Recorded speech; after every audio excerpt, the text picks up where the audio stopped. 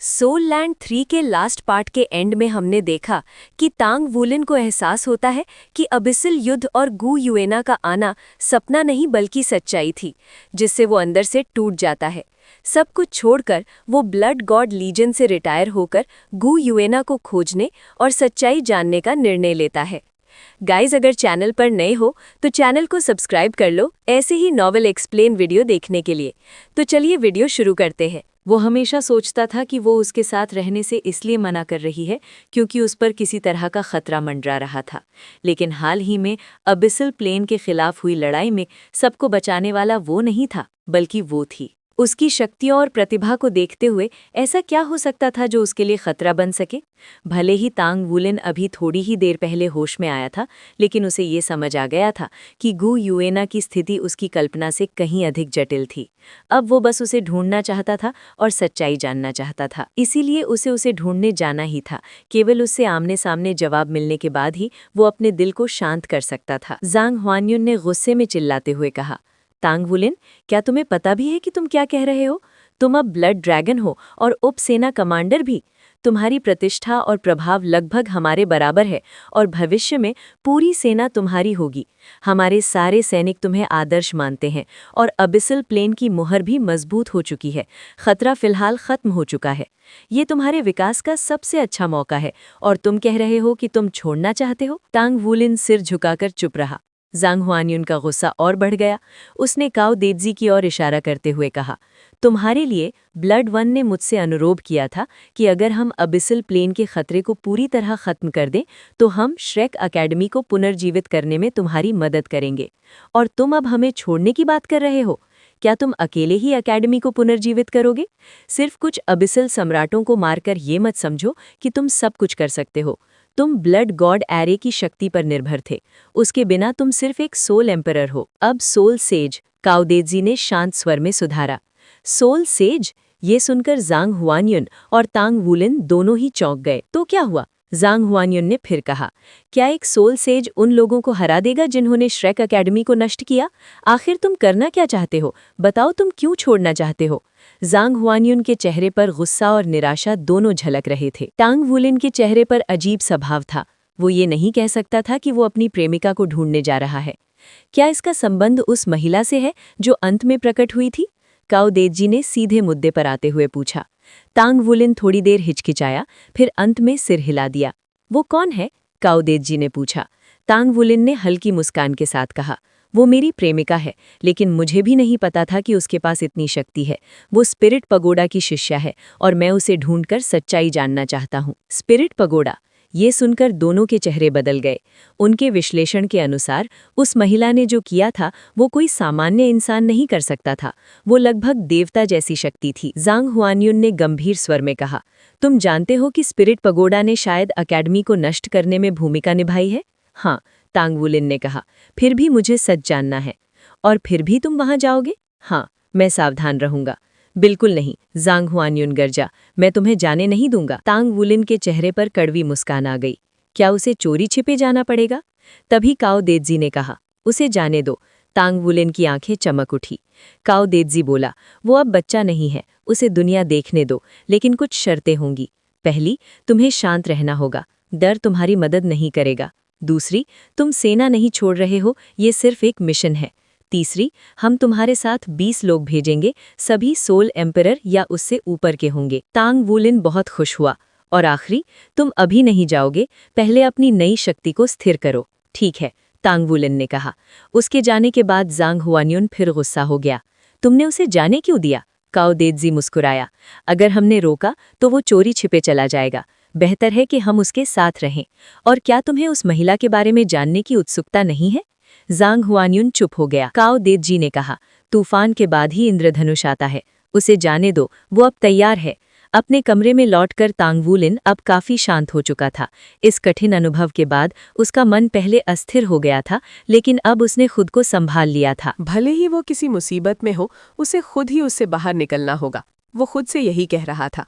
वो देर सवेर सब कुछ समझ जाएगा और अब वो पहले जैसा कमजोर लड़का नहीं रहा था। उसने सहज ही अपनी मुट्ठियां भींच लीं। उसे सिर्फ गू युएना को ही नहीं ढूंढना था, बल्कि अब समय आ गया था कि वो अपने माता पिता को भी खोजे। क्या उसके पिता ने उसे ये नहीं कहा था कि जब वो पर्याप्त शक्तिशाली हो जाए तो उन्हें ढूंढने आए? अब उसके पास न केवल सेना में एक निश्चित दर्जा था, बल्कि अपने माता पिता की रक्षा करने की पर्याप्त शक्ति भी थी। वो पद्मासन में बैठ गया और अपना ध्यान केंद्रित करके अपने अंदर की स्थिति का निरीक्षण करने लगा। वो जल्दी ही ध्यान अवस्था में प्रवेश कर गया और उसकी आभा भी शांत और स्थिर हो गई। जैसे ही उसने अपनी आंतरिक स्थिति का निरीक्षण किया, वो जो देख रहा था उससे स्तब्ध रह गया। उसकी शारीरिक स्थिति उसकी कल्पना से कहीं बेहतर थी। सबसे पहले उसकी नज़र उसके ड्रैगन कोर और सोल कोर पर पड़ी। ये दोनों प्रमुख ऊर्जा केंद्र स्पष्ट रूप से आकार में बड़े हो चुके थे, और सबसे अद्भुत बात ये थी कि उनमें मूलभूत परिवर्तन हो चुके थे। उसके ड्रैगन कोर की सतह कांस्य जैसी दिख रही थी, जिससे वो अधिक ठोस प्रतीत हो रहा था, जबकि उसका सोल कोर अधिक चमकदार और पारदर्शी हो गया था। दोनों एक लयबद्ध ताल में धड़क रहे थे, जिससे उसके शरीर के भीतर ऊर्जा का संतुलन बना हुआ था। इन परिवर्तनों को महसूस करते ही तांग वुलन का दिल अचानक धड़क उठा, क्योंकि उसे एक महत्वपूर्ण बात याद आ गई। जब वो एबिसिल होली लॉर्ड से लड़ रहा था, तब उसने अपने 11वें गोल्डन ड्रैगन सील को तोड़ दिया था ताकि अपनी शक्ति को जबरदस्ती बढ़ा सके। उस समय उसे कोई असुविधा महसूस नहीं हुई थी, लेकिन ये शक्ति निश्चित रूप से उस पर गहरा प्रभाव डालने वाली थी। पहले भी हर सील टूटने पर उसकी शक्ति बहुत बढ़ी थी, और 9वें सील के बाद हर अगला सील और भी खतरनाक हो जाता था। अगर वो उस समय आत्म बलिदान के लिए तैयार नहीं होता, तो वो इतनी जल्दी इस सील को नहीं तोड़ता। लेकिन फिलहाल ऐसा लग रहा था कि उसके शरीर पर कोई नकारात्मक प्रभाव नहीं पड़ा था। असल में वो खुद भी नहीं जानता था कि उसने ये सब कैसे सह लिया। इसके पीछे कई कारण हो सकते थे, जैसे जीवन बीज से मिली विशाल जीवन ऊर्जा, एबिसल ऊर्जा को अवशोषित करने से मिले सुधार, और 6 पौध प्रणाली के महान जीवों की सहायता। सबसे संभावित कारण ये था कि गू युएना के साथ किए गए ड्रैगन गॉड ट्रांसफॉर्मेशन ने उसकी स्थिति को स्थिर कर दिया था। कम से कम इतना तो स्पष्ट था कि उसकी शक्ति में फिर से जबरदस्त वृद्धि हुई थी। उसकी चेतना उसके सोल कोर में प्रवाहित हुई, और उसने पाया कि उसके सोल कोर की आंतरिक संरचना बदल चुकी थी। उसके भीतर एक छोटा सा भंवर बन गया था, जो उसे पहले से कहीं तेज गति से प्राकृतिक ऊर्जा को अवशोषित करने में सक्षम बना रहा था। अचानक उसे एक और अजीब अनुभूति हुई। उसकी आंखें बंद होने के बावजूद आसपास की हर चीज स्पष्ट दिखाई देने लगी। उसकी चेतना फैलती गई, और उसने एक विचित्र नौरंगी दुनिया को देखा। वो हर सूक्ष्म तत्व कण को महसूस कर सकता था, यहाँ तक कि उनके भाव भी समझ सकता था। ऐसा पहले कभी नहीं हुआ था। तांग वुलिन हैरान था, और उसने सावधानी से अपनी भावनाओं के माध्यम से इन तत्वों को प्रभावित करने की कोशिश की। आश्चर्यजनक रूप से ये सभी तत्व उसकी इच्छा के अनुसार उसके पास आने लगे। नौरंगी प्रकाश और भी तेज हो गया, और उसे लगा जैसे वो तत्वों के आनंदमय सागर में डूब गया हो। उसके मन की सारी निराशा और दुख धुल गए, और वो हल्का और मुक्त महसूस करने लगा। इसी दौरान उसकी चेतना और भी फैल गई, और दूर तक फैली पर्वत श्रृंखलाएं उसकी अनुभूति में आ गईं। लेकिन जब वो सीमा तक पहुंची, तो उसे थोड़ी कमजोरी महसूस हुई। उसने अपनी चेतना वापस खींच ली, साथ ही बहुत सारी तत्वीय ऊर्जा भी अपने साथ ले आई। ये सभी प्राकृतिक ऊर्जा उसकी सांसों के साथ उसके शरीर में समाहित होने लगी, और उसका सोल कोर इन्हें छानकर उसकी शक्ति में बदलने लगा। तांग वुलिन ने आंखें खोली, और उसके दिल में खुशी की लहर दौड़ गई। उसे समझ आ गया था कि ये क्या था। उसकी आध्यात्मिक शक्ति में एक बड़ा टूट पूरा हुआ था। वो आखिरकार स्पिरिट डोमेन स्तर पर पहुंच गया था, जो अधिकांश सोल मास्टर्स के लिए केवल एक सपना होता है। स्पिरिट डोमेन का मतलब था कि उसकी आध्यात्मिक शक्ति इस दुनिया के शिखर पर पहुंच गई थी। यहाँ तक कि लिमिट डोलुओं को भी इसी स्तर की जरूरत थी। तांग वुलिन अभी सिर्फ एक सोल सेज बना था, लेकिन उसकी आध्यात्मिक शक्ति पहले ही इस स्तर तक पहुंच गई थी। ये एक मिरेकल से कम नहीं था। उसे समझ आ गया था कि ये अवसर उसे इस दुनिया की शक्ति और जीवन बीज के कारण मिला था। एबिसिल प्लेन के खिलाफ लड़ाई बेहद कठिन और दर्दनाक थी, लेकिन उससे उसे अपार लाभ मिला था। उसकी शक्ति, उसका शरीर, उसकी आत्मा, सब कुछ एक नए स्तर पर पहुंच गया था। ये कहना बिल्कुल गलत नहीं होगा कि वो अब एक नया इंसान बन चुका था। अगर अब फिर से स्टार बैटल नेट प्रतियोगिता होती, तो वो आसानी से सबको हरा सकता था। जैसे जैसे उसकी सांसें स्थिर हुईं, उसकी शक्ति उसके शरीर में पहले से अधिक प्रभावी ढंग से प्रवाहित होने लगी। उसकी हड्डियां और नसें पूरी तरह से सुनहरी हो गई थीं। वो अब सामान्य इंसान जैसा बिल्कुल नहीं दिखता था। उसे अपने रक्त में हल्की हल्की ड्रैगन की गर्जना भी सुनाई देने लगी थी। ड्रैगन गॉड ट्रांसफॉर्मेशन, गू युएना ने यही कहा था, और वो गलत नहीं हो सकती थी। गू युएना ने उसे सालों पहले ड्रैगन गॉड की कहानी सुनाई थी। क्या ये संभव है कि उसका गोल्डन ड्रैगन किंग और उसका सिल्वर ड्रैगन किंग दोनों उसी ड्रैगन गॉड की विरासत है? क्या इसी कारण से वो उसे ढूंढ पाई? इस अचानक हुई समझ ने तांग वूलन को झकझोर दिया। अगर ये सच था तो उसके साथ रहने का उसके पास और भी बड़ा कारण था। केवल साथ रहने पर ही वे एक दूसरे की शक्तियों को बढ़ा सकते थे, और ये निश्चित था कि ड्रैगन गॉड ट्रांसफॉर्मेशन के बाद वे अत्यंत शक्तिशाली बन जाएंगे। उस अंतिम टकराव को याद करते हुए ये स्पष्ट था कि उसी समय गू युएना ने ड्रैगन गॉड ट्रांसफॉर्मेशन के माध्यम से प्लेनर शक्ति को नियंत्रित किया था, और इसी कारण अबिसल होली लॉर्ड को वापस अबिसल प्लेन में धकेल दिया गया था। हालांकि वो पूरी तरह उसकी अपनी शक्ति नहीं थी, लेकिन डोलुओ कॉन्टिनेंट की प्लेनर शक्ति को नियंत्रित करने की उसकी क्षमता शायद बेजोड़ थी। इस समय टांग वुलन पहले ही शांत हो चुका था और उसकी याददाश्त भी काफी स्पष्ट हो गई थी। उसे याद आया कि जब गू युएना उस दिन पहली बार सामने आई थी तो उसने एक उदास सांस ली थी। उसने ऐसा क्यों किया था? ये स्पष्ट था कि उसकी यादें वापस आ चुकी थीं, और संभव है कि वो काफ़ी पहले ही अपनी स्मृति पुनः प्राप्त कर चुकी थी। शायद उसने सिंगुलर वेलवेट स्काई क्रिसैंथेमम को ग्रहण करने के तुरंत बाद ही अपनी याददाश्त वापस पा ली थी। फिर भी वो लगातार उसे पिता कहती रही और उसके साथ बनी रही। वो स्कॉचिंग बेसिन में उसका इंतजार करती रही और उसने सच्चाई बताने से परहेज किया। ऐसा क्यों? वो स्पष्ट रूप से किसी चीज़ से भाग रही थी ताकि उसके साथ रह सके। वो उससे प्यार करती है। ये विचार तांग वुलन के मन में बिजली की तरह कौंध गए। अगर वो उससे प्यार नहीं करती तो जैसे ही उसकी यादें आईं तुरंत क्यों नहीं चली गई? वो निश्चित रूप से उससे बहुत कुछ छुपा रही थी, लेकिन इससे उसके प्यार में कोई कमी नहीं आती थी। इस एहसास के बाद तांग वुलन को ऐसा लगा जैसे उसके कंधों से एक भारी बोझ उतर गया हो और उसकी सारी परेशानियां अचानक गायब हो गई हों। जब तक वो उससे प्यार करती है, क्या और कुछ मायने रखता है? नहीं। उसके चेहरे पर हल्की मुस्कान आ गई और वो वास्तव में अपने मानसिक संतुलन को स्थिर कर पाया। पिछली लड़ाई के दौरान उसने काफ़ी प्रगति की थी और प्रतियोगिता के दौरान प्राप्त अनुभव को भी उसने मजबूत किया। खासकर उसकी सबसे बड़ी उपलब्धि वे 2 भाला तकनीकें थीं जो उसने खुद विकसित की थीं। उसने अपना मार्ग ढूंढ लिया था और अब उसे केवल और अनुभव और ज्ञान की आवश्यकता थी। रीगल डोमिनेशन का पथ और ऑल और नथिंग। उसके पास गोल्डन ड्रैगन किंग की शक्ति और रक्तरेखा थी जिससे वो सामने आने वाले सभी शत्रुओं को कुचल सकता था। पूर्ण शक्ति के सामने सभी तकनीकें और चालें व्यर्थ हो जाती थीं। उसकी ताकत उसकी सीधी लड़ाई की क्षमता थी और उसकी दोनों तकनीकें इसी से उत्पन्न हुई थीं। तुलनात्मक रूप से रीगल डोमिनेशन का पथ युद्ध में अधिक उपयुक्त था, जबकि ऑल और नथिंग, जैसा कि नाम से ही स्पष्ट है, अंतिम दाव के रूप में इस्तेमाल की जाने वाली तकनीक थी। इसमें वो अपनी सारी ऊर्जा गोल्डन ड्रैगन स्पीयर में डाल देता था, इसलिए चाहे वो कितना भी शक्तिशाली क्यों ना हो जाए, वो इसे केवल एक बार ही उपयोग कर सकता था। हालांकि समय के साथ इसकी शक्ति भी बढ़ती जाएगी। इन सभी अनुभवों पर विचार करते हुए तांग वुलन धीरे धीरे गहरे ध्यान में प्रवेश कर गया। काओ देजी ने धीरे से अपनी आंखें खोली और उनमें उत्साह की झलक साफ दिखाई दे रही थी। क्या वो स्पिरिट डोमेन स्तर पर पहुंच गया है? जैसा कि अपेक्षित था, उसने वास्तव में ये टुकड़ों कर लिया है। शायद उसे पूरे प्लेन की इच्छा द्वारा चुना गया है। अब किसी के लिए उसे नुकसान पहुंचाना आसान नहीं होगा, क्योंकि प्लेन की इच्छा स्वयं उसकी रक्षा करेगी। हुआन यून, तुम्हारी सारी चिंताएं इसी कारण है कि तुम इसे पहचान नहीं पाए। वो बुड़बुड़ाया और उसके चेहरे पर चिंतन का भाव आ गया। प्लेन की इच्छा क्या प्रदान करेगी? शायद उसे अपार भाग्य का आशीर्वाद मिलेगा। उसके चेहरे पर हल्की मुस्कान आ गई। मैं वास्तव में देखना चाहता हूं कि वो भविष्य में कैसे विकसित होता है। श्रेक एकेडमी और तांग सेंग के इस कठिन समय में एक और महान व्यक्तित्व का जन्म होने वाला है। क्या हमारे पूर्वज हमें ऊपर से संरक्षित कर रहे हैं?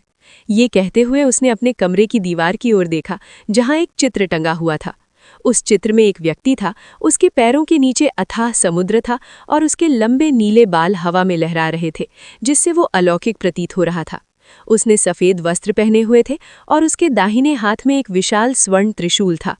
उसकी आंखें कोमल थीं, फिर भी गहरी और दूरस्थ।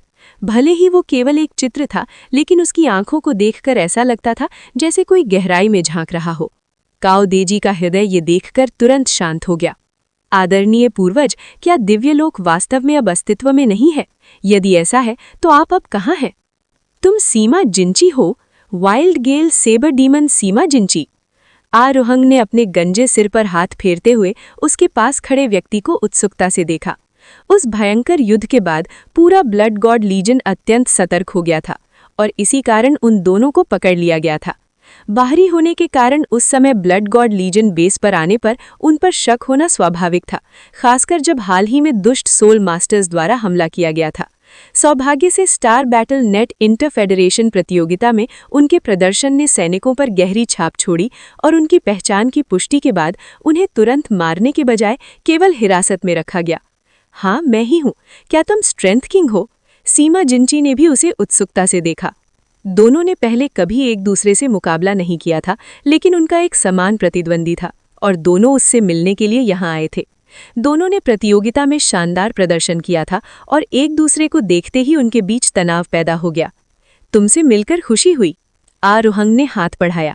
सीमा जिंची ने बिना संदेह के उसका हाथ थाम लिया, लेकिन जैसे ही उसने पकड़ बनाई उसका चेहरा बदल गया। उसे हमेशा लगता था कि उसकी ताकत अधिकांश सोल मास्टर से अधिक है, लेकिन इस हाथ मिलाने के बाद उसे असली शक्ति का एहसास हुआ। उसकी ताकत तुरंत ही दबा दी गई और उसका हाथ आरोहंग के हाथ में जैसे नरम रबड़ की तरह हो गया। सीमा जिंची के चेहरे पर तुरंत गुस्सा आ गया। तुम बहुत घटिया हो। आरोहंग ने उसका हाथ छोड़ते हुए कहा, तुम कुछ खास नहीं हो। सीमा जिंची भड़क उठा। मेरी ताकत मेरी तलवार कला में है, मैं तुम्हारी तरह सिर्फ ताकत वाला जंगली इंसान नहीं हूं। आरोहंग ने घूरते हुए कहा, किसे जंगली कह रहे हो? तुम्हें। सीमा जिंची खड़ा हो गया, लेकिन तुरंत उसका चेहरा उतर गया। दोनों ने एक प्रकार का कवच पहना हुआ था, जिसका उद्देश्य उनकी सोल पावर को सील करना था। सीमा जिंची की ताकत उसकी मार्शल सोल पर निर्भर थी और बिना सोल पावर के वो अपनी ड्रैगन स्लेइंग सेबर भी नहीं निकाल सकता था। दूसरी ओर आरोहंग की ताकत उसकी शारीरिक शक्ति में थी और वो इस कवच को भी आसानी से तोड़ सकता था। सीमा जिंची बस गुस्से में उसे देख सकता था। बस इंतजार करो, जब मेरी सोल पावर वापस आएगी तो मैं तुम्हें अपाहिज बना दूंगा। आरोहंग ने मुस्कुराते हुए कहा, जो खुद अपाहिज बनने वाला है वही मुझे धमका रहा है, मजाक है। तभी दरवाजा खुला। 2 सैनिक अंदर आए। तुम दोनों हमारे साथ चलो। दोनों ने एक दूसरे को घूरा और बाहर चले गए। उन्हें एक ऑफिस में ले जाया गया। अंदर उस व्यक्ति को देखकर दोनों के चेहरे एक साथ बदल गए। वो वही था। उनकी शक्तियों को देखते हुए वे बिना लड़े पकड़े जाने के लिए तैयार नहीं थे और निश्चित रूप से ब्लड गॉड लीजन के सामान्य सैनिक उनके मुकाबले के नहीं थे। जैसे ही उन्हें बड़ी संख्या में सोल हथियारों से घेर लिया गया, आसमान से एक व्यक्ति उतरा, जिसके पीछे एक चमकदार दर्पण था। उस दर्पण से निकलने वाली रोशनी के प्रभाव में आते ही दोनों तुरंत ही नियंत्रित कर लिए गए। उन्हें साफ याद था कि जिसने उन्हें काबू किया था वो कंधों पर जनरल के एपॉलेट्स पहने एक बूढ़ा आदमी था और वो कोई और नहीं, यही व्यक्ति था। झांग हुआनियन ने अपने सामने खड़े 2 अत्यंत बलशाली पुरुषों को ठंडी नजरों से देखा। आप लीजन कमांडर झांग है ना? मैं दक्षिणी लीजन से सीमा जिंची हूँ। मैं लीजन कमांडर यूए। सीमा जिंची ऊंची आवाज में बोलने लगा। क्या मैंने तुम्हें बोलने की अनुमति दी? झांग हुआनियन ने ठंडी नजरों से उसे घूरा और तुरंत ही एक अदृश्य पहाड़ जैसा दबाव सीमा जिंची पर टूट पड़ा, जिससे उसे सांस लेना भी मुश्किल हो गया और उसकी बात वहीं रुक गई। सीमा जिंची ने अपने जीवन में कभी इतना अपमानित महसूस नहीं किया था। अगर उसकी सोल पावर बंद न होती तो वो जरूर इसका विरोध कर पाता, लेकिन अब वो कुछ भी नहीं कर सकता था। आरोहेंग ने उसकी ओर देखा और हल्की मुस्कान के साथ कुछ नहीं कहा। क्या तुम्हें पता है कि तुम दोनों ने कौन सा अपराध किया है? झांग हुआनियन ने ठंडी आवाज में पूछा। सीमा जिंची और आरोहेंग ने एक दूसरे की ओर देखा, लेकिन जैसे ही वे बोलने वाले थे उन पर दबाव और बढ़ गया, जिससे वो एक शब्द भी नहीं बोल पाए। सीमा जिंची का गुस्सा हर सेकंड बढ़ रहा था। तुम सवाल पूछते हो और बोलने भी नहीं देते, आखिर चाहते क्या हो? झांग हुआनियन जैसे खुद से ही बात करता हुआ बोला, तुम दोनों ने ब्लड गॉड लीजन के बेस में घुसपैठ की है, जो पूरे फेडरेशन का सबसे गोपनीय बेस है। सभी घुसपैठियों को बिना किसी अपवाद के मार दिया जाता है। इन्हें बाहर ले जाओ और खत्म कर दो। क्या? उसने अभी कहा मार दो?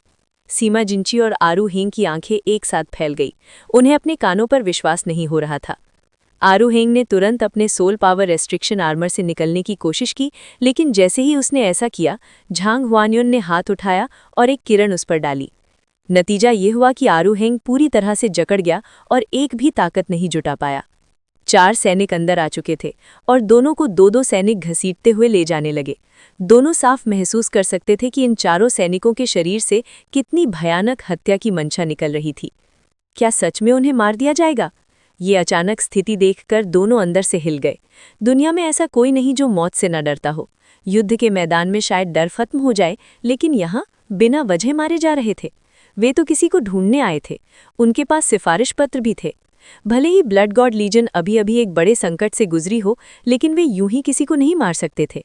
ये तो सीधी सीधी बेमतलब हत्या थी। लेकिन झांग हुआनी उनके दबाव के सामने वे अपने सफाई भी नहीं दे पा रहे थे।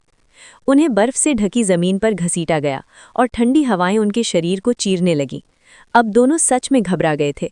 वे संघर्ष करना चाहते थे, लेकिन सोल पावर की पाबंदियों और झांग हुआनियों की शक्ति के कारण वे पूरी तरह बेबस थे।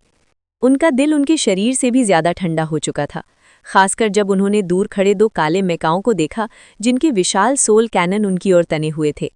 सैनिकों ने धातु के खंभों से बांधने लगे और मजबूत लॉक से जकड़ लिया गया। दोनों काले मेकाओं ने अपने सोल कैनन उठाए। उन कैनन के मुंह उनके सिर से भी बड़े थे और सीधे उनके सिर पर निशाना साधे हुए थे। मौत का डर अपने चरम पर पहुंच गया। भले ही आरू हेंग ने बॉडी सेक्ट की विशेष विधि सीखी थी, लेकिन बिना सोल पावर के वो अपने शरीर को मजबूत नहीं कर सकता था। अगर ये हमला हुआ तो निश्चित मौत थी। ये कैसे हो सकता है? नहीं, मुझे मत मारो, आरू हेंग अचानक चिल्लाया। तभी उसे एहसास हुआ कि वो फिर से बोल सकता है। सीमा जिंची भी गरजा, ये हत्या है। आपको मुझे मारने का कोई अधिकार नहीं है। मैं दक्षिणी लीजन का सीनियर कर्नल हूँ। तैयार हो जाओ, सिर पर निशाना लगाओ। सैनिकों ने उनकी बात अनसुनी कर दी। फायर! आदेश मिलते ही दोनों सोल कैनन दाबी गए। दो चमकते गोले उनकी ओर तेजी से बढ़े, इतने शक्तिशाली कि पहाड़ भी मिटा सकते थे। दोनों को लगा अब सब खत्म। बूम बूम, भयानक धमाके हुए। उनका दिमाग सुन्न हो गया। क्या वो मर गए? तभी एक आवाज आई, यहाँ फांसी क्यों दी जा रही है? ये दोनों कौन है? वो सुन सकते थे, मतलब वो जिंदा थे। उन्होंने आंखें खोली तो देखा एक मध्य आयु का जनरल खड़ा है। कमांडर के आदेश है, संभव है ये होली स्पिरिट कल्ट के जासूस हैं। हम जासूस नहीं हैं, दोनों एक साथ चिल्लाए। उस मध्य आयु व्यक्ति ने उन्हें देखा और कहा, साबित करो। सीमा जिंची बोला, मैं दक्षिणी लीजन से हूँ, आप एंजल डोलुआ यूए जहन से पूछ सकते हैं। आरू हेन बोला, मैं तांग वुलिन का सीनियर भाई हूँ, मैं बॉडी सेक्ट से हूँ। उस मध्य व्यक्ति ने हल्की सांस ली। शायद हम ज्यादा सतर्क हो गए हैं, मैं कमांडर से बात करता हूँ, अभी इन्हें मत मारो। वो चला गया। दोनों ने राहत की सांस ली, कम से कम अब उम्मीद थी। लेकिन उन्हें ये नहीं पता था कि जैसे ही वो मुड़ा, उसके चेहरे पर मुस्कान आ गई थी। वो सीधे झांग हुआनियन के ऑफिस में गया, बिना दरवाजा खटखटाए। झांग हुआनियन भी मुस्कुरा रहा था और स्क्रीन पर दोनों की स्थिति देख रहा था। तुमने तो सच में आखिरी पल तक इंतजार कराया। क्या तुम्हें जरा भी चिंता नहीं हुई कि वो दोनों डर के मारे पेशाब कर देंगे? तुम वाकई अपने निर्दयी डोलुओं के खिताब के लायक हो। झांग हुआनियन हंसते हुए बोले। काओ देजी भी हंस पड़े। मैंने तो उन्हें मारने का आदेश नहीं दिया था, इसलिए वे मुझे उनका जीवन बचाने के लिए धन्यवाद ही देंगे। तुम ही हो जिसे एक क्रूर और अनुचित तानाशाह समझा जाएगा। ये सुनकर झांग हुआनियन की मुस्कान फीकी पड़ गई। योजना तुम्हारी थी और बुरा आदमी मुझे बनना पड़ रहा है। तुम सच में बहुत चालाक हो। और क्या ये सब सच में जरूरी है? ये स्थिति कुछ ज्यादा ही बनावटी लग रही है। उनकी पहचान की पुष्टि करना तो बहुत आसान है, खासकर क्योंकि वे अभी हाल ही में उस प्रतियोगिता में शामिल हुए थे। काओ देजी ने सिर हिलाया। ये एक जरूरी बुराई है। उनकी प्रतिभा और प्रतियोगिता में उनके प्रदर्शन को देखते हुए ये तय है कि वे घमंडी और अनियंत्रित होंगे। अगर हम उन्हें अभी थोड़ा नीचे नहीं लाएंगे तो भविष्य में वुलिन के साथ उनका चलना अच्छा नहीं होगा। वुलिन निश्चित रूप से एक दिन महाद्वीप के शिखर पर खड़ा होगा, लेकिन सबसे शक्तिशाली व्यक्ति को भी साथियों की जरूरत होगी। उसे सिर्फ श्रेक के दोस्तों से ज्यादा शक्तिशाली और भरोसेमंद साथियों की आवश्यकता होगी।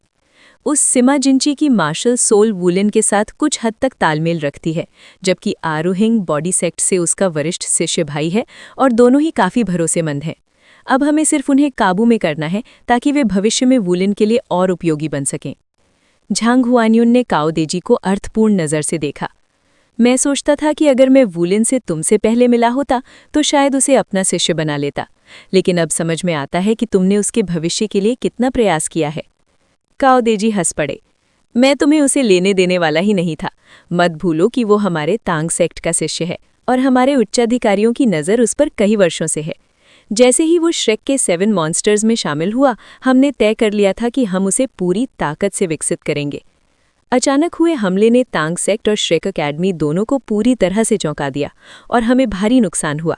लेकिन अगर वे सोचते हैं कि इससे दो ऐसी महान संस्थाएं खत्म हो जाएंगी जो हजारों सालों से शिखर पर हैं, तो वे पूरी तरह गलत हैं।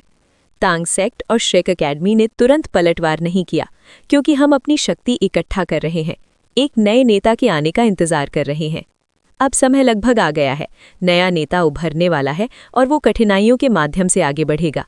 मैंने कभी नहीं सोचा कि श्रेक अकेडमी पूरी तरह से समाप्त हो जाएगी। मेरे अनुसार वो राख से फिर से जन्म लेगी और पहले से भी अधिक गौरवशाली होगी। झांग हुआनियुन इन शब्दों से चकित रह गए। उन्हें भी हमेशा विश्वास था कि श्रेक अकेडमी इतनी आसानी से नहीं गिरेगी, लेकिन उनके पास काओ देजी जितना आत्मविश्वास नहीं था। बस इंतजार करो और देखो, तुमने ब्लड गॉड लिजन को हमारे साथ जोड़ने का सही निर्णय लिया है और भविष्य में तुम इसके लिए आभारी रहोगे। ये निर्णय ब्लड गॉड लिजन को और ऊंचाइयों तक ले जाएगा। झांग हुआनियुन ने सिर हिलाया। अगर तुमने ये बात कुछ दिन पहले कही होती तो मैं इसे अतिशयोक्ति समझकर टाल देता, लेकिन जब मैंने उसकी आध्यात्मिक शक्ति को स्पिरिट डोमेन स्तर तक पहुंचते देखा तो मुझे तुम्हारी बात माननी पड़ी। बस उसके कंधों पर बहुत भारी जिम्मेदारी है। उसकी शक्ति का बढ़ना जरूरी है, लेकिन हमें उसके मानसिक विकास पर भी ध्यान देना होगा। तुम सही कह रहे हो, ये मेरी भी चिंता है, लेकिन जीवन में कुछ चीज़ें ऐसी होती हैं जिन्हें इंसान को खुद ही संभालना पड़ता है, और मुझे विश्वास है कि वुलेन हर चुनौती का सामना कर लेगा। वो स्वर्ग द्वारा आशीर्वादित एक असाधारण प्रतिभा है, उसे गिराना इतना आसान नहीं होगा। ... आरुहेंग और सिमा जिंची लगभग 2 घंटे पहले से ही अनियंत्रित रूप से कांप रहे थे। ब्लड गॉड लीजन के बेस के आसपास सामान्य तापमान लगभग -30 डिग्री सेल्सियस था, लेकिन तेज ठंडी हवाओं के कारण महसूस होने वाला तापमान -50 डिग्री सेल्सियस तक गिर सकता था। सामान्य परिस्थितियों में ये ठंड उनके लिए कोई समस्या नहीं थी। अपनी शक्ति के कारण वे लगभग पूरी तरह से तापमान के प्रभाव से मुक्त थे, लेकिन उनकी शक्तियां पूरी तरह सील कर दी गई थीं, इसलिए अब वे केवल अपनी शारीरिक बल पर निर्भर थे। ऐसी स्थिति में कोई भी व्यक्ति इतने लंबे समय तक ठंड में खड़े रहकर प्रभावित हुए बिना नहीं रह सकता। उन्हें पहरा देने वाले सैनिक पूरी तरह सुसज्जित थे, जबकि वे बेहद कम कपड़ों में थे। 6 घंटे से अधिक समय बीत चुका था और उनके चेहरे और भौहों पर बर्फ जम गई थी। अगर कोई सामान्य व्यक्ति उनकी जगह होता तो शायद अब तक ठंड से मर गया होता। आरुहेन की स्थिति सिमा जिंची से थोड़ी बेहतर थी। आखिर वो बॉडी सेक्ट का पुष्टिकर व्यक्ति था जिसकी शारीरिक क्षमता बहुत उच्च स्तर की थी, लेकिन सिमा जिंची भी अब मुश्किल में पड़ने लगा था। क्या तुम जाकर हमारे बारे में पूछ सकते हो? सिमा जिंची ने कांपती आवाज में कहा, लेकिन सैनिक मूर्तियों की तरह खड़े रहे और उसे पूरी तरह नजरअंदाज कर दिया। आरुहेन के चेहरे पर कड़वी मुस्कान आई। अपनी ऊर्जा बचाओ, ये लोग रोबोट जैसे हैं। मैंने ऐसा क्या किया था जो मुझे ये सब झेलना पड़ रहा है? अगर मुझे पता होता तो मैं यहाँ आता ही नहीं। पता नहीं मेरा छोटा शिष्य भाई कहाँ है? सिमा जिंची ने आंखें घुमाई। क्या तुम बेवकूफ हो? तुमने उससे संपर्क भी नहीं किया? तुम सच में इसके लायक हो। आरुहेन गुस्से से बोला, मैं बेवकूफ हूँ? जैसे तुम बहुत होशियार हो। क्या तुमने उससे संपर्क किया? तुम्हें मुझे डांटने का क्या हक है? दोनों के बीच बहस चल ही रही थी कि अचानक आरुहेन के दिमाग में एक विचार आया। उसने गहरी सांस ली और उसका सीना फैलने लगा। कुछ देर बाद उसने पूरी ताकत से चिल्लाया, तांग वुलेन, तुम्हारा वरिष्ठ शिष्य भाई यहाँ है, आकर मुझे बचाओ। उसकी आवाज़ गड़गड़ाहट जैसी थी। पास खड़े सैनिक भी चौंक गए। तांग वुलेन, तुम्हारा वरिष्ठ शिष्य भाई यहाँ है, आकर मुझे बचाओ। आरुहेन पागलों की तरह चिल्ला रहा था। उसे विश्वास था कि तांग वुलेन यही कहीं होगा, और ये तरीका भले ही साधारण हो लेकिन सबसे प्रभावी भी हो सकता है। जैसे ही तांग वुलेन यहाँ आकर उसे देख लेता, उसकी पहचान अपने आप सत्यापित हो जाती। दूसरों के द्वारा बचाए जाने का इंतजार करने से खुद को बचाना कहीं बेहतर था। चुप रहो, एक सैनिक तुरंत उसकी ओर बढ़ा, लेकिन आरुहेन पहले ही कोने में घिर चुका था और बिना किसी परवाह के पूरी ताकत से चिल्लाता रहा। उसकी गूंजती हुई आवाज़ पूरे लीजन बेस में फैलने लगी। अगर पहाड़ों पर बर्फ को अनगिनत पौधों का सहारा न मिला होता तो उसकी इस जोरदार चिल्लाहट से शायद हिमस्खलन हो जाता। ये देखकर सिमा जिंची की तुरंत चिल्लाने लगा, और वो भी वही बातें चिल्ला रहा था जो आरुहेन कह रहा था। उसकी तुलना में तांग वुलेन आरुहेन के ज़्यादा करीब था, इसलिए उसके सीनियर शिष्य भाई के यहाँ होने की बात से उसका ध्यान आकर्षित करना आसान था। ऑफिस के अंदर काओ देजी हंसी रोक नहीं पाए। मुझे यकीन नहीं होता कि इन दो बेवकूफ़ों को इतनी सरल बात सोचने में इतना समय लगा। अच्छा हुआ कि आखिर में इन्हें समझ आ ही गया। इससे हमें कुछ करने की ज़रूरत नहीं पड़ी। झांग हुआनियुन मुस्कुराए। इनकी मूर्खता के लिए इन्हें 6 घंटे तक ठंड में जमना ही चाहिए था। अब समय आ गया है कि वुलेन आए और हीरो बने। लगता है हमारी साधारण योजना सफल होने वाली है। उन्हें बिल्कुल भी चिंता नहीं थी कि तांग वुलेन उनकी आवाज़ नहीं सुन पाएगा। स्पिरिट डोमेन स्तर तक पहुंचने के बाद किसी की आध्यात्मिक शक्ति अपने आसपास के बहुत बड़े क्षेत्र में होने वाले परिवर्तनों को महसूस करती रहती है। अगर वो अपने ही नाम की पुकार न सुन पाए तो ये बहुत ही हास्यास्पद होता। तांग वूलेन अपने कमरे में बैठा था और वो अभी-अभी ध्यान में पूरी तरह लीन हुआ था। इस अवधि के ध्यान के बाद उसने अपने शरीर की स्थिति पर प्रारंभिक स्तर का नियंत्रण हासिल कर लिया था। हाल ही में हुई लड़ाई ने उसे एक शानदार अवसर दिया था, जिससे वो प्राकृतिक ऊर्जा की विशाल मात्रा का उपयोग कर सका और 11वें गोल्डन ड्रैगन सील टूटने से उत्पन्न ऊर्जा के प्रभाव को सह पाया। इसके अलावा जीवन के बीज ने भी उसके शरीर को और मजबूत किया, जिससे वो उस शक्ति के साथ सफलतापूर्वक एकीकृत हो सका। 11वां सील टूटने के बाद उसके ड्रैगन कोर में गुणात्मक परिवर्तन आ गया था। अब वो केवल रक्तसार को पंप नहीं कर रहा था, बल्कि स्वयं भी रक्तसार शक्ति उत्पन्न कर रहा था। पहले ये सिर्फ एक दिल जैसा था, लेकिन अब ये वास्तव में उसका असली दिल बन चुका था। अगर उसका असली दिल भी नष्ट हो जाए तो भी वो तब तक नहीं मरेगा जब तक उसका ड्रैगन कोर सुरक्षित है, बल्कि वो नया दिल भी विकसित कर सकता है। उसकी हड्डियां, नसें और आंतरिक अंग सभी सुनहरे हो गए थे और अब वो खुद भी नहीं जानता था कि उसे इंसान कहा जा सकता है या नहीं। ये एहसास बेहद अद्भुत था। अब प्राकृतिक ऊर्जा सिर्फ उसके सोल कोर में ही नहीं, बल्कि उसके ड्रैगन कोर में भी समाहित हो रही थी और उसके हर धड़कन के साथ वो उसकी रक्त शक्ति का हिस्सा बन रही थी। तांग वूलेन जानता था कि सोल मास्टर 70 रैंक तक पहुंचते हैं तो वो पूरी तरह मानव नहीं रहते। सभी 7 रिंग सोल मास्टर्स को मार्शल सोल ट्रू बॉडी मिलता है, जिससे वो अपने मार्शल सोल की पूरी शक्ति दिखा सकते हैं और अपनी लड़ाई क्षमता को बहुत बढ़ा सकते हैं। यही कारण है कि इस स्तर के बाद ही किसी को उच्च स्तर का सोल मास्टर माना जाता है। ये दर्शाता है कि सोल मास्टर और उसका मार्शल सोल पूरी तरह एक हो चुके हैं, दोनों अब अलग अस्तित्व नहीं रहते। इसी कारण 1 लाख साल पुराने सोल बीस्ट जो इंसान बनते हैं, उन्हें भी इस स्तर तक पहुंचना होता है ताकि उन्हें सच में मानव कहा जा सके। तांग वूलेन की वर्तमान स्थिति में उसका शरीर न केवल blue silver emperor martial soul के साथ पूरी तरह मिल चुका था, बल्कि उसके गोल्डन ड्रैगन रक्त ने भी उसके शरीर में सूक्ष्म परिवर्तन किए थे। उसके माथे पर 2 छोटे लेकिन मजबूत ड्रैगन के सींग उभर आए थे। इनके साथ उसने एक नई जन्मजात क्षमता महसूस की। ये कोई शारीरिक या मानसिक हमला नहीं था, बल्कि उसके रक्त से उत्पन्न एक दमनकारी शक्ति थी। ड्रैगन की महिमा। अब उसकी ये शक्ति अन्य कमजोर रक्त वाले ड्रैगन प्रकार के मार्शल सोल को दबा सकती थी, दुश्मनों को कमजोर कर सकती थी और उसकी अपनी शक्ति को बढ़ा सकती थी। साथ ही उसके व्यक्तित्व में भी बदलाव आ गया था। वो पहले से ही आकर्षक था, लेकिन अब उसमें एक शाही आभा और परिपक्वता आ गई थी। वो अब एक बच्चे जैसा नहीं, बल्कि एक शक्तिशाली वयस्क सोल मास्टर जैसा लग रहा था। तांग वूलेन, तुम्हारा सीनियर शिष्य भाई यहाँ है, आकर मुझे बचाओ। अचानक ही आवाज उसके मन में गूंजी और उसकी आध्यात्मिक शक्ति हल्की सी हिल गई। स्पिरिट डोमेन स्तर पर पहुंचने के बाद वो अपने आसपास के बड़े क्षेत्र में होने वाले परिवर्तनों को महसूस कर सकता था। वो केवल महत्वपूर्ण परिवर्तनों पर ध्यान देता था, जैसे कि उसका नाम पुकारा जाना। क्या कोई उसे बुला रहा था? सीनियर शिष्य भाई? उसने तुरंत दिशा पहचानी। उसकी आध्यात्मिक शक्ति आंखों की तरह काम कर रही थी। उसने वहां आरोहिंग की शक्तिशाली ऊर्जा महसूस की और उसके साथ एक और परिचित आभा। क्या हो रहा था? वो यहाँ क्यों आया? वो चकित था, लेकिन तुरंत आरोहिंग से आध्यात्मिक संपर्क किया। एक सोल लेजर गन आरोहिंग के मुंह में ठूस दी गई थी और सीमा जिंची के साथ भी यही हुआ था, जिससे वो अब चिल्ला नहीं सकते थे। लेकिन उनकी थोड़ी देर की चिल्लाहट से उनके जमे हुए शरीर कुछ गर्म हो गए थे। उसी समय आरोहिंग के मन में आवाज गूंजी, इंतजार करो सीनियर शिष्य भाई। वो पहले खुश हुआ, लेकिन फिर हैरान भी। तांग वूलेन की आवाज सीधे उसके दिमाग में कैसे पहुंची? कुछ ही क्षणों में दूर से एक आकृति तेजी से उनकी ओर आई। तांग वूलेन को देखकर आरोहिंग भावुक हो गया। वो बच गए थे। तांग वूलेन ने उन्हें धातु के खंभों से बंधा देखकर हैरान हुआ। सीनियर शिष्य भाई, आप यहाँ क्यों हैं? क्या हो रहा है? सैनिकों और मैकाओं ने एक साथ उसे सलाम किया। नमस्कार सर।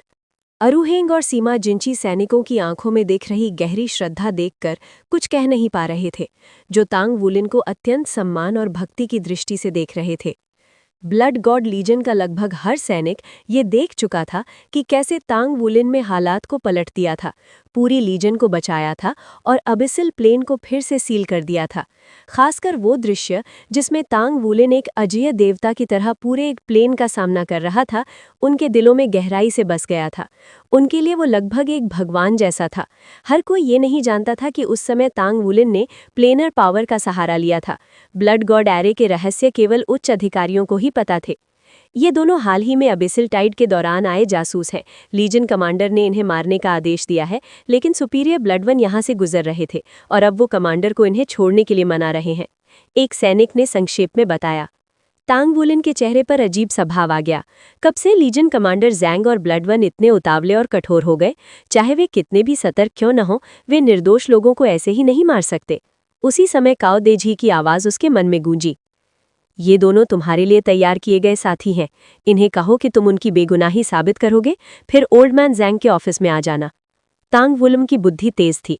उसने तुरंत समझ लिया कि क्या चल रहा है। उसने जल्दी से कहा, सीनियर डिसाइपल ब्रदर सीमा, थोड़ा धैर्य रखिए, मैं अभी जाकर स्थिति साफ करता हूँ। अरुहिंग ने दुखी चेहरा बनाकर कहा, जल्दी करना जूनियर ब्रदर, मैं ठंड से मरने वाला हूँ। ठीक है, मैं अभी आता हूँ, तांग वुलिन ने कहा और अपना मिलिट्री कोट उतारकर अरुहिंग को पहना दिया। अरुहिंग इस भावुकता से लगभग रो पड़ा। वहीं सीमा जिंची की आंखें चौड़ी हो गईं, जैसे पूछ रहा हो, मेरा क्या?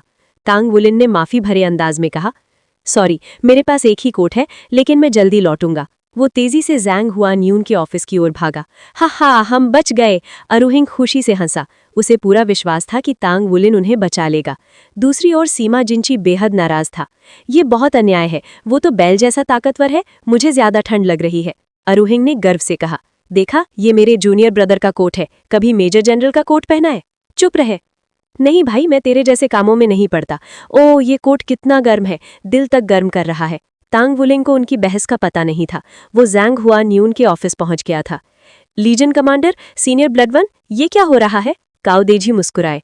ये दोनों तुम्हारे लिए हैं। हम चाहते हैं कि तुम इन्हें बचाओ ताकि ये तुम्हारे प्रति वफादार रहें। जैंग हुआन्यून उठे और बोले, चलो। तांग वुलिन भावुक हो गया। उसे समझ आ गया कि वे सब उसके लिए ऐसा कर रहे हैं। बाहर आते ही अरुहिंग और सीमा जिंची चुप हो गए। जैंग हुआन्यून की आंखों में ठंडी हत्या की चमक थी। वुलिन, क्या ये सच में तुम्हारा सीनियर ब्रदर है? हाँ, तांग वुलिन ने प्रोन जवाब दिया। ठीक है, इसे फिलहाल छोड़ देते हैं, लेकिन सजा तो मिलेगी, जैंग हुआन्यून ने कहा। फिर उन्होंने सीमा जिंची की ओर इशारा किया। इसका तुमसे कोई संबंध नहीं है, सही? तांग वुलिन थोड़ा अटक गया। इसे मार दो। दोनों मैकाओं ने हमला कर दिया। रुकिए, तांग वुलिन और अरुहिंग चिल्लाए। तांग वुलिन तुरंत सीमा जिंची के सामने आ गया। धमाका। हमले उस पे लगे, लेकिन उसके चारों ओर सुनहरी ढाल बन गई। ये था ड्रैगन का रिपल्स। ये उसकी नई शक्ति थी जो बेहद शक्तिशाली रक्षा प्रदान कर रही थी। सीमा जिंची डर से पसीने पसीने हो गया।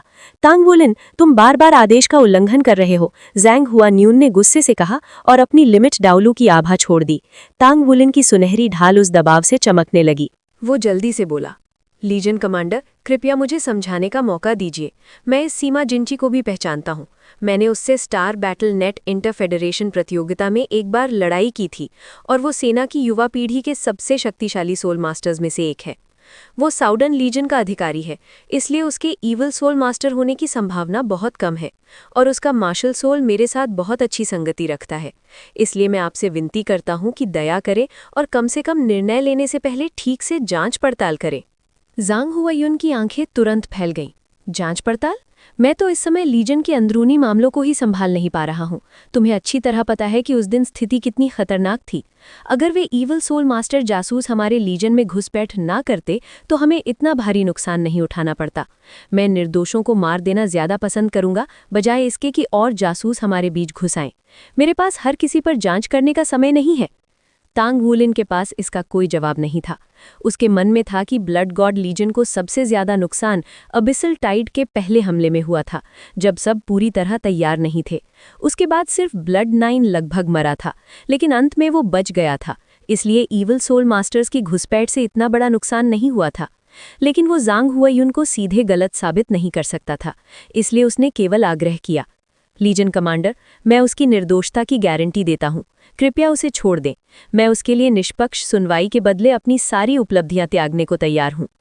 जांग हुआयुन ने ठंडी नज़रों से उसे देखा और कहा, ठीक है, चूंकि तुम अपनी उपलब्धियां उसके लिए त्यागने को तैयार हो, तो तुम लेफ्टिनेंट जनरल बनने का मौका खो दोगे। इन दोनों की जान बख्शी जा सकती है, लेकिन ब्लड गॉड लीजन बेस में घुसपैठ करने के लिए इन्हें सजा मिलेगी। इन्हें फिर से हिरासत में डाल दो और मैं बाद में फैसला सुनाऊंगा। अरुहेंग का मुंह आश्चर्य से खुला रह गया। उसे लगा था कि बात यहीं खत्म हो जाएगी, लेकिन अब और सजा मिलने वाली है। तांग वुलिन ने उसे आश्वस्त करने वाली नज़र से देखा। जब सीमा जिंची उसके पास से गुजरा तो उसने धीरे से कहा, धन्यवाद।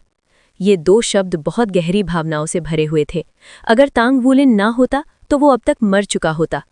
तांग वुलिन ने हल्की सांस ली और सिर हिला दिया। जब दोनों को ले जाया गया तो जांग हुआयुन का किलिंग इंटेंट भी गायब हो गया। उसने हाथ हिलाकर तांग वुलिन को जाने का संकेत दिया और कहा, जाकर अभ्यास करो, जब तुम जाने का फैसला करोगे तब मैं इन्हें छोड़ दूंगा। इन दोनों को तराशने की जरूरत है। तांग वुलिन ये सुनकर कुछ बोल नहीं पाया।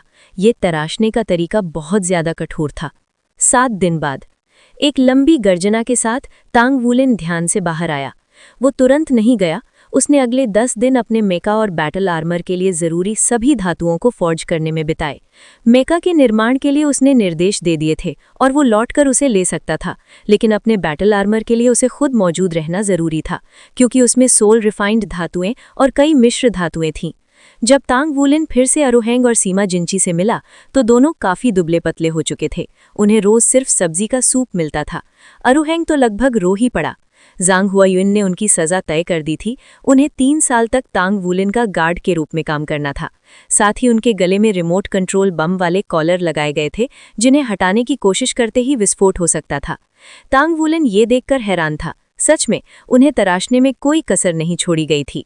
तांग वुलिन के साथ जाने वालों में उसके दोस्त भी थे, जियांग वू युए, मा शान, लोंग यूशुए और लिंग वू युए। ये सभी ब्लड गॉड लीजन की युवा पीढ़ी के श्रेष्ठ योद्धा थे। इनके साथ सीमा जिंची और अरुहेंग मिलकर एक बेहद शक्तिशाली टीम बनाते थे। इसके अलावा 20 सैनिक भी थे, जो सभी 2 वर्ड बैटल आर्मर मास्टर्स और ब्लैक मेका पायलट थे। कुल 27 लोगों की ये टीम ब्लड ड्रैगन स्क्वाड कहलाती थी। इन सभी के मार्शल सोल किसी न किसी रूप में ड्रैगन से जुड़े थे, जिससे वो तांग वुलिन की शक्ति से और मजबूत हो सकते थे। जब तांग वुलिन ने सामने खड़े मेकाओं को देखा तो वो भावुक हो गया। लीजन ने सच में उसे अपना भविष्य सौंप दिया था। उसने सलामी दी और सभी ने जवाब में सलामी दी। ब्लड 9 ने उसे गले लगाकर कहा, अपना ख्याल रखना, मैं भी एक दिन तुम्हारी टीम में शामिल होऊंगा। तांग वुलिन ने दृढ़ता से कहा, मुझे खुशी होगी। फिर उसने कहा, मैं वादा करता हूं, जब तक मैं जीवित हूं सबको वापस लेकर आऊंगा। ब्लड 1 ने गंभीर स्वर में कहा, सबसे जरूरी है कि तुम जीवित रहो। तुम्हारी जिंदगी अब सिर्फ तुम्हारी नहीं बल्कि पूरे मानव जाति की है। तांग वुलिन अब मानव जाति का एक महत्वपूर्ण हथियार बन चुका था, जिसे किसी भी हालत में सुरक्षित रखना था।